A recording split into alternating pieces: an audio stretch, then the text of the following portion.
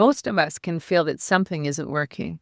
We have more information than ever, more experts, and more urgency, and yet the same crises keep repeating: environmental, social, economic, and democratic. This isn't because people don't care, and it's not because the right solution hasn't been found. It's because the systems we rely on are designed to think short term. They optimize for speed, efficiency, and intent, but they don't carry responsibility over time. And that's what this free mini training is about. It's called Why the Current System is Failing and Why a Different Approach is Necessary. This is not advocacy, it's not political, and it's not about persuading you to agree with me. It's about system design. In this training, we look at why well-intentioned reforms keep failing, how siloed decision-making externalizes harm, why accountability disappears over time, and why urgency often makes problems worse. You don't need prior knowledge, and you don't need to agree with everything you hear. You just need a willingness to look at structure rather than people. I've also included simple one-page references, not instructions, not solutions, but lenses that you can use to think more clearly about what's happening around you. If you've ever felt like we're repeating the same mistakes faster, this training is designed to give you clarity, not answers. It's free, it's public, and it's available now if you want to explore further. Most of us can feel that something isn't working. We have more data, more urgency, and more experts than ever, yet the same crises keep repeating. This isn't because people don't care, and it isn't because the right solution hasn't been found. It's because the systems we rely on are designed to think short term. I've created a free mini training called Why the Current System is Failing and Why a Different Approach is Necessary. It is not advocacy, it's not political. It's about understanding system design without blame or shortcuts. If you want clarity instead of arguments, you can watch it for free. This free mini training is called Why the Current System is Failing and Why a Different Approach is Necessary. Before we begin, I want to be clear about what it is and what it is not. This is not about blame, it's not about ideology, and it's not about persuading you to agree with me. This training looks at system design, how decisions are structured, how accountability works over time, and why the same failures keep repeating even when intentions are good. You don't need prior knowledge, and you don't need to agree with everything you hear. The only thing I ask is that you stay curious about structure rather than people. So let's begin.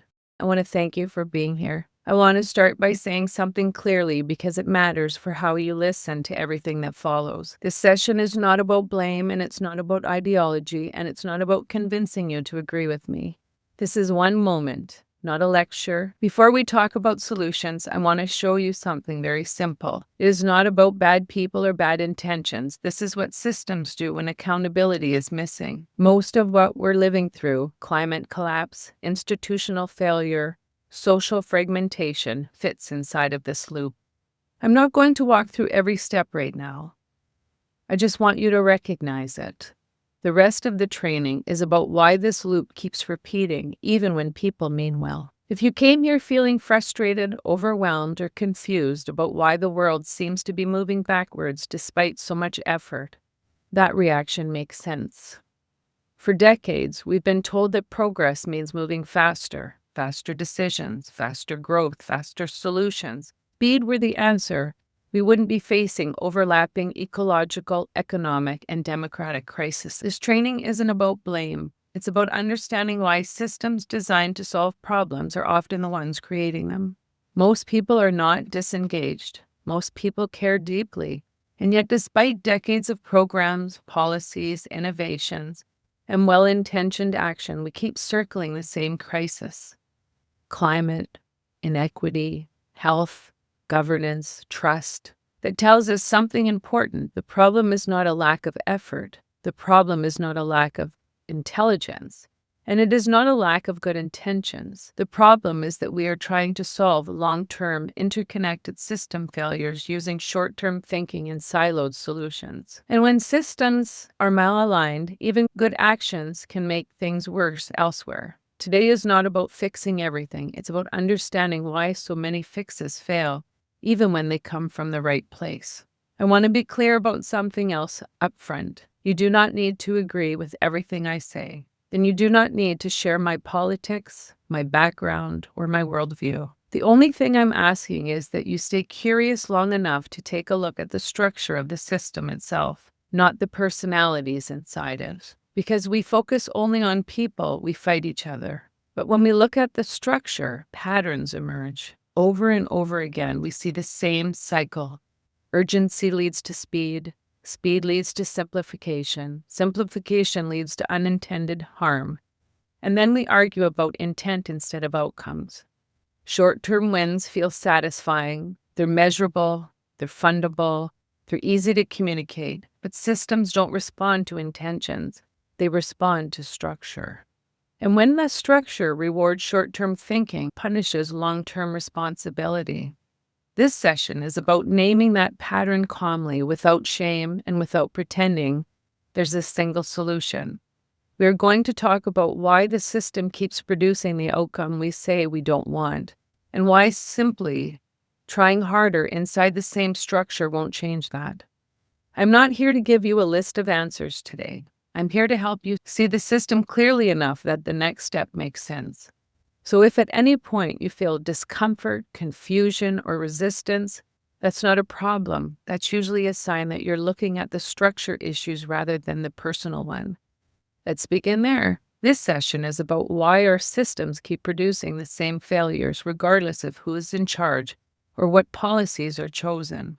We're not here to blame people or argue ideology. We're here to look at how systems are designed to think. Act 1, short-term thinking. Most modern institutions are optimized for the short term. Quarterly results, election cycles, annual budgets.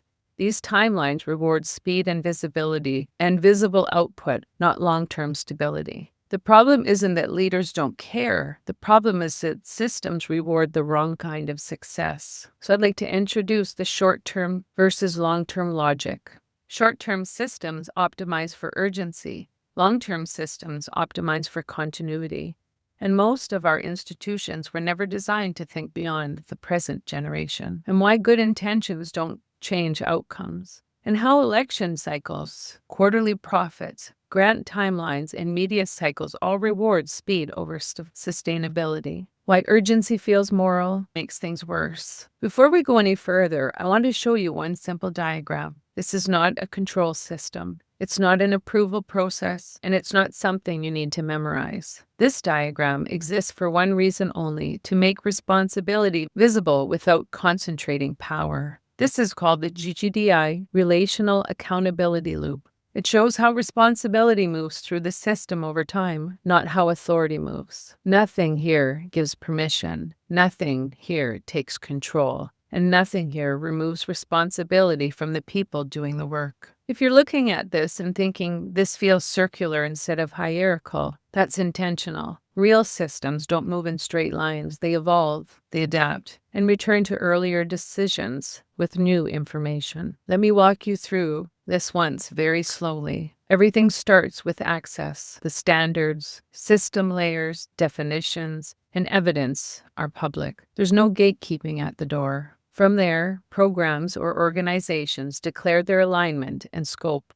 They say, this is what we're strengthening. This is what is outside our scope. That honesty is more important than claiming perfection. Then there is independent oversight. Oversight doesn't judge intent or ideology. It looks at clarity, realistic scope, and accountability using a documented process. Those decisions are then documented transparently, not to shame anyone, not to freeze decisions in time, but so reasoning is traceable and learning can accumulate. Next is learning and responsibility. This is important. Responsibility never leaves the actor. GGDI does not own outcomes. Partners don't outsource accountability. Learning informs future decisions. And finally, there's re-entry and adaptation. As programs evolve or context changes, alignment can be updated. The loop begins again.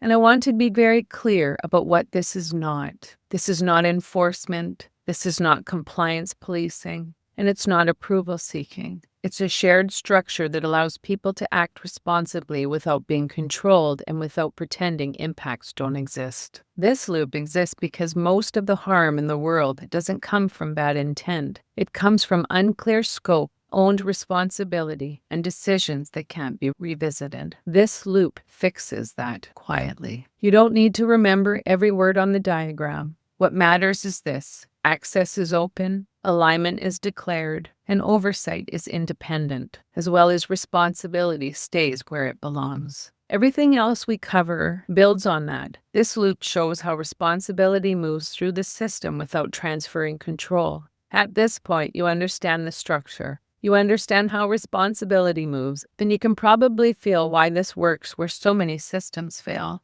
What we haven't done yet is answer the harder question. How do you actually apply this in the real world, inside institutions, programs, funding decisions, and policies, without recreating the very systems that have caused the damage? And this is where most conversations stop. People either stay at theory or they jump straight to solutions without structure. Neither is enough. The free training that you are in right now is designed to give you shared language, shared standards, and a way to think systematically. The paid course is where we go deeper. In the paid course, we work through how to apply the 15 system layers in real decisions, and how to scope programs honestly without overclaiming impact, and how to design oversight that protects integrity without controlling people, and how to prevent responsibility from being displaced or diluted over time. We look at real-world examples, not to copy them, but to understand where systems quietly break down. What the paid course is not a toolkit, a certification, or a set of instructions. It is a way of learning to think and act responsibly inside complex systems, especially when there are trade-offs and no perfect answers. If you're someone who works in policy, education, funding, governance, or community leadership, or if you're building something you want to do without causing harm, the paid course may be useful to you. If not, everything you've learned here still stands on its own. This framework doesn't need everyone. It just needs people who are willing to be honest about scope, responsibility, and impact. If that's you, I'll see you in the next module. The paid course explores how to apply this framework in real-world context, where decisions, funding, and accountability matter. When one system layer is strengthened in isolation, pressure is transferred elsewhere. Up to this point, we've been talking about patterns, not causes, not villains, not solutions. We've named something that most people feel but rarely have language for.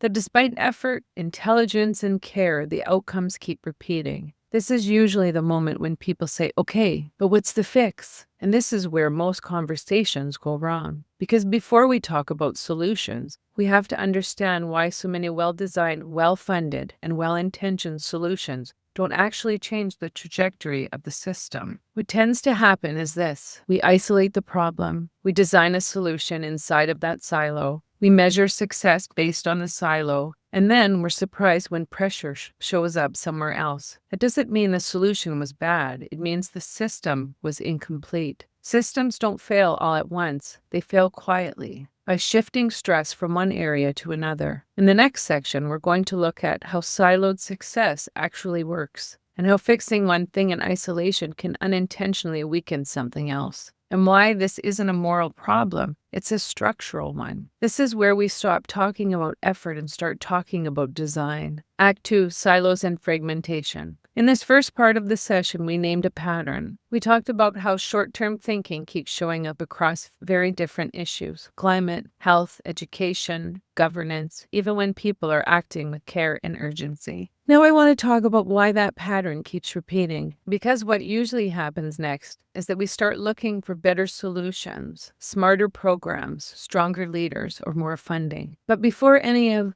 that can work, we need to understand something uncomfortable but essential. Systems don't fail because no one tried hard enough. They fail because success in one area can quietly create stress somewhere else. When we isolate problems, we also isolate responsibility. When we optimize one outcome, we often transfer costs to another system, usually one that's less visible or less powerful. That's how we end up celebrating progress while trust erodes, ecosystems degrade, and communities destabilize. This isn't hypocrisy. It's not corruption by default. It's what happens when complex systems are managed in silos. In this section, we're going to look at how siloed success works, why doing the right thing in isolation can still lead to harm, and why fixing outcomes requires us to look at structure, not just intent. We're not here to assign blame, we're here to understand design. When one system layer is strengthened in isolation, pressure is transferred elsewhere.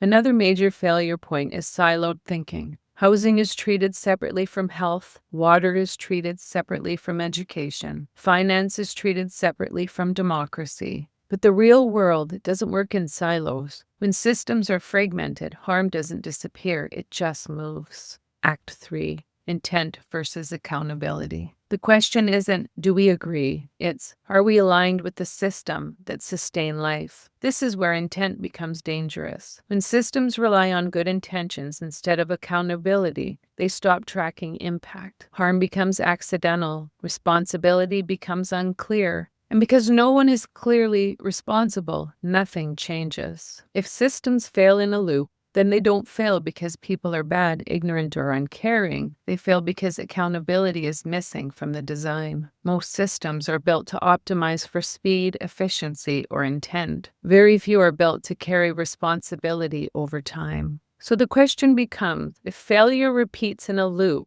what would a different loop look like? I want to be very clear about something. I'm not going to teach this loop in detail here. What I want you to see is that a different structure is possible. Instead of intent driving action, accountability is built into the system. And instead of control, responsibility is traceable. Instead of crisis response, learning feeds forward. This loop doesn't require agreement, it doesn't require enforcement, and it doesn't require centralized authority. It requires structure. Act 4, the failure loop. This existence of a structural framework that is grounded in the 15 interconnected system layers, that is governed and accountability built in, that is taught step by step in course number 1. There is a structured way to do this. The full framework is taught in one course. We go layer by layer. We slow this down properly. In this system failure loop diagram, this is the pattern we see over and over again. Short-term goals lead to fragmented decisions. Externalized harm creates crisis. Crisis justifies urgency, and urgency resets the cycle. This is not a failure of morality, it's a failure of a system design. And why hasn't this been fixed already? The answer is uncomfortable. Most fixes focus on what to do, not how responsibility is carried once something is done. Policies change, leadership changes, funding cycles change. But the underlying structure stays the same. So we keep seeing the same pattern. Well-intended action, followed by unintended harm, followed by blame, followed by urgency, followed by another short-term fix. And this is why arguments don't solve anything, and why debate often makes things worse. Without shared standards, declared scope, and accountability over time, even the best ideas degrade. And this is not a moral failure. It is a design failure. Act 5, the gap. I don't want you to leave this session feeling frustrated and no way to think differently. So I've included 2 one-page references with this training. The first is the relational accountability loop that you just saw. The second is a one-page overview of the 15 system layers, things like health, water, education, financing, governance, environment, and history. These are not instructions, they are lenses. You don't need authority to use them. You don't need to agree with every layer, and you don't need to fix everything. You can simply ask better questions, such as, where is accountability missing? And what impacts are being externalized? Which system layers are being stressed or ignored? And what is outside the declared scope? And who bears the cost? For many people, this will be the first time they've had language for what they've been sensing for years. And if what we've covered today resonates, the next step is learning the actual system, not just why things are broken, but how alignment, responsibility, and long-term thinking are designed and practiced. And that's what we do in course number 1. This free session is about understanding the problem clearly. The course is where we build the structure. You don't need to agree with everything I say, you just need to be willing to think beyond short-term fixes. You can simply ask better questions. Act 6, transition to paid course. This free training is about recognition. If it helped you see the pattern, then it has done its job. But recognition alone doesn't change how systems are governed. Understanding how accountability can be built into design that takes time, structure, and practice. That's what the full paid course is for. The course slows everything down and walks through how systems are designed to think, how accountability replaces intent, and how long-term stewardship really works. It's not advocacy, it's not a list of solutions, and it's not about convincing anyone. It's about understanding the system underneath the arguments. You don't need to take it, but if you're ready to move from recognition to understanding, it's there when you are. And this training is meant to help you see the pattern, but seeing the problem isn't the same as knowing how to fix it. In the full course, we slow down and build the system logic that long-term stewardship actually requires, layer by layer, without ideology and without shortcuts. If you're ready to move from recognition to understanding, that's where we go next. The free training gives people a shared system lens, the relational accountability loop, and the 15 system layers so that you can understand why failure keeps repeating. The paid work is where we learn how to govern differently. If this training helped you see the pattern, then it has done what it was meant to do. Understand why systems failed doesn't require agreement. It requires the willingness to look at structure rather than people. The tools you've been given here, the failure loop, the accountability lens, and the systems layer, are not instructions. They're ways of seeing. And you can use them to ask better questions, to notice what's been externalized, and to recognize where responsibility disappears over time. This is where many conversations stop, not because people don't care, but because understanding how systems actually work takes time and structure. That's what the full course is for. It doesn't offer solutions or positions. It builds systems literacy step by step. So accountability becomes something you can recognize and eventually practice. You don't need to take the next step, but if you're ready to move from recognition to understanding, it's there when you are. Thank you for taking the time to think more carefully about the systems we all live inside of.